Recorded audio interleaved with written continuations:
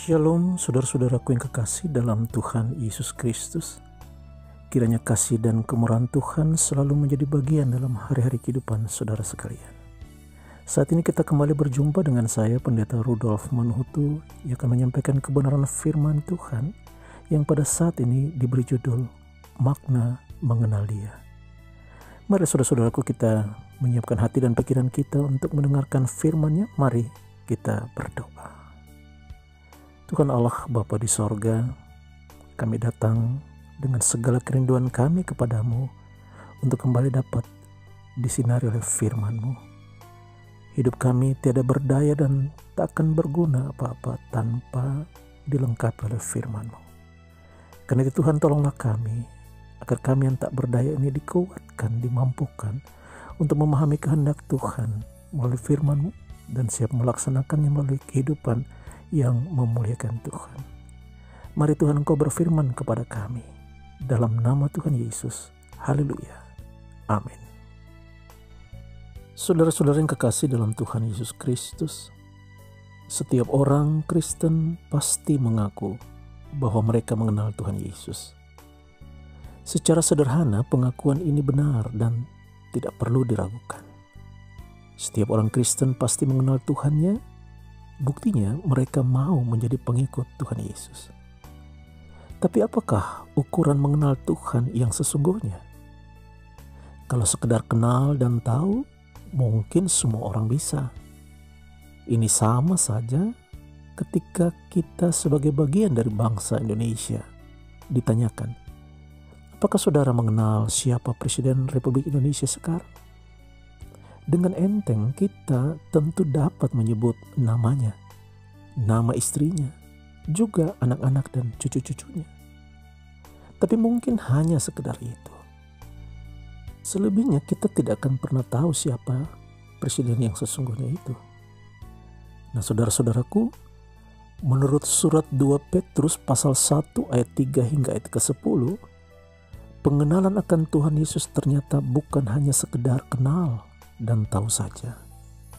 Dalam ayat yang ketiga, Rasul Petrus berkata, karena kuasa ilahinya telah menganugerahkan kepada kita segala sesuatu yang berguna untuk hidup yang saleh oleh pengenalan kita akan Dia yang telah memanggil kita oleh kuasanya yang mulia dan ajaib.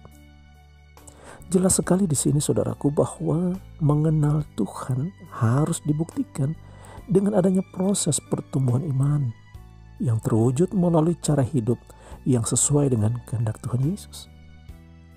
Jikalau kita tidak mengenal Tuhan Yesus dengan sungguh, maka kehidupan Kristiani kita tidak akan optimal. Mengapa? Karena potensi yang dianugerahkan kepada kita untuk bertumbuh itu tidak terpakai dan menjadi sia-sia. Begitu juga sebaliknya. Kalau kita hanya mengaku sudah mengenalnya, mengenal Tuhan Yesus secara mendalam, tapi tidak ada pertumbuhan iman untuk semakin menjadi berkat bagi sesama, maka ini pun sia-sia dan tidak ada gunanya. Sudah sepantasnya saudaraku, ini menjadi perhatian kita. Tuhan Yesus sudah memberikan kita potensi untuk bertumbuh dan menjadi berkat bagi sesama. Potensi untuk memiliki iman yang tahan uji, kebajikan, pengetahuan, penguasaan diri, ketekunan, dan kesalehan yang pada akhirnya harus benar-benar terwujud dalam hidup yang mengasihi saudara seiman dan sesama manusia. Ini diuraikan oleh Rasul Petrus dalam ayat yang kelima hingga ayat yang ketujuh. Jadi disinilah pentingnya kita terbiasa untuk membaca dan merenungkan firman Tuhan, yaitu agar kita semakin mengenal Dia, lalu semakin mengasihi Dia. Saudaraku, percayalah bahwa panggilan untuk hidup seperti ini sesungguhnya sudah lebih dahulu Tuhan Yesus lakukan kepada kita. Dia sungguh-sungguh mengenal kita, mengenal saudara dan saya. Dan Dia pun sungguh-sungguh mengasihi kita. Buktinya, Dia telah datang, berkorban, mati dan bangkit untuk membebaskan kita dari kuasa dosa dan maut. Karena itu saudaraku, kita harus meresponnya dengan hidup, melakukan apa yang terbaik melalui proses pertumbuhan yang benar sebagai bukti kita mengenal Dia. Karya indah Yesus yang telah dikerjakannya ketika datang ke dunia ini membuat kita boleh bermegah akan keselamatan kita yang telah dikaruniakan kepada kita secara cuma-cuma. Janganlah sia-siakan potensi-potensi itu saudaraku. Apalagi kalau kemudian kita melihat diri kita secara negatif, menuduh diri sendiri sebagai yang buruk, lemah, tak berguna lagi. Karena ini bukan ciri-ciri orang yang mengenal Tuhan. Sebaliknya pandanglah kepada Tuhan Yesus yang sungguh-sungguh mengasihi kita, agar olehnya kita dapat terus bertumbuh menjadi sempurna sebagaimana Bapa yang sempurna adanya.